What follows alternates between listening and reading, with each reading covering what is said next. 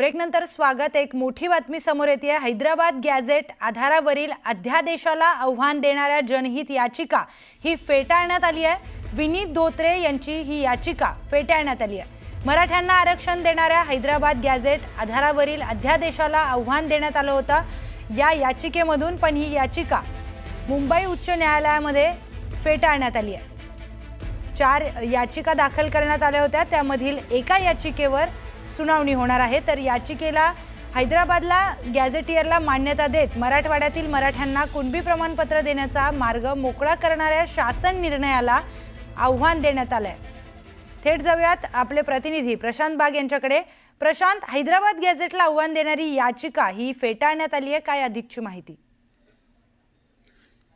ही जी याचिका आहे तर या याचिकेमध्ये अत्यंत महत्त्वाच्या मुद्द्याला मुंबई उच्च न्यायालयाने हातात घेतलं की याचिकाकर्ते एससी असल्याने ओबीसी संदर्भातील शासन निर्णयानं याचिकाकर्ते बाधित कसे, हा कोर्टाने जो प्रश्न उपस्थित केला होता याचं समाधानकारक उत्तर हे याचिकाकर्ते देऊ शकले नाही।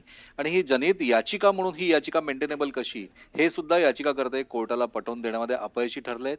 अखेर मुंबई उच्च न्यायालयानं ही याचिका फेटाळण्याचा निर्णय घेतला। खरं तर वेगवेगळ्या प्रकारच्या 4 याचिका दाखल झालेल्या आहेत।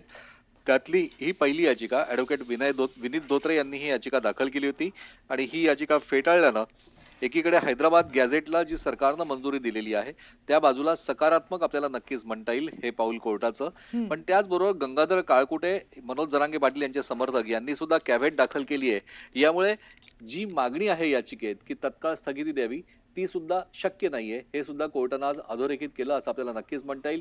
मराठ्यांना जो दिलासा देण्यात आलेला हैदराबाद गॅझेटचा मान्य करून कुणबी प्रमाणपत्र देण्याचा, त्यासाठी हे एक सकारात्मक कायदेशीर पाऊल असं आपल्याला नक्कीच म्हणता येईल। प्रियांका, धन्यवाद प्रशांत आपण दिलेल्या माहितीसाठी।